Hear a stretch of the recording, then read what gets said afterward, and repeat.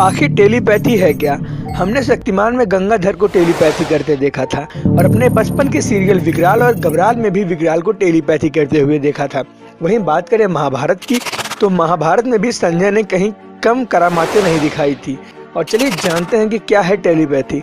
और हाँ, आज एडोरोर फैक्ट पे अच्छे से जुड़े रहना, क्योंकि आज भाई का बर्थडे है और आज कुछ बड़ा होने वाला है। तो क्या है टेलीपैथी? टेलीपैथी शब्द का सबसे पहले इस्तेमाल 1882 में फ्रेडरिक W.H. मायर्स ने किया था। कहते हैं कि जिस व्यक्ति में यह छठी ज्ञान की इंद्री जागृत होती है, वह जान लेता है कि दूसरों के मन में क्या चल रहा है। यह परो मनोविज्ञान का विषय है, जिसमें टेलीपैथी के कई प्रकार बताए जाते हैं। टेली शब्द से ही टेलीफोन, टेलीविजन आदि शब्द बने हैं। ये सभी दूर के संदेश और चित्र को पकड़ने वाले यंत्र हैं। इंसानी दिमाग में भी इसी तरह की क्षमता होती है।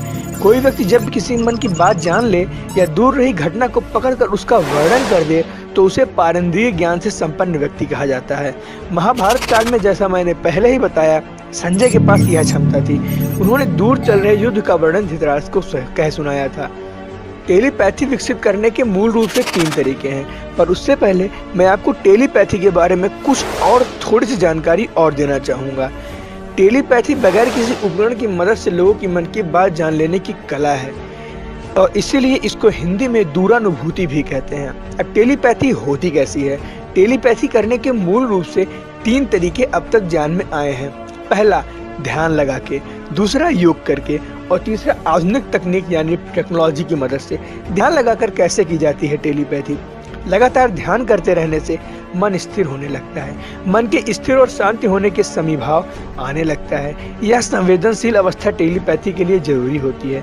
ध्यान करने वाला व्यक्ति किसी के मन की बात समझ सकता है, कितने ही दूर बैठे व्यक्ति का स्थिति और बातचीत का वर्णन कर सकता है। दूसरे नंबर पर बात करें कि योग से कैसे टेलीपैथी संभव है। योग में मन शक्ति के द्वारा इस शक्ति को हासिल किया जा सकता है। ज्ञान की स्थिति में संयम होने पर दूसरे के मन का ज्ञान होता है।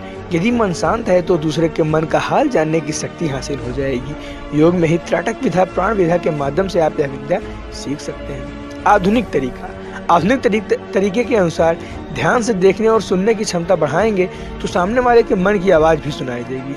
इसके लिए नियमित अभ्यास की आवश्यकता है। सम्मोहन यानी हिप्नोटिज्म के माध्यम से भी आप अपने चेतन मन यानी कॉन्शियस माइंड को सुलाकर अवचेतन मन यानी सब कॉन्शियस माइंड को जागृत कर ये पा सकते हैं। और क्या होता है अवचेतन मन और चेतन मन यानी कि सब कॉन्शियस माइंड और कॉन्शियस माइंड, इसके बारे में कभी और बात करेंगे।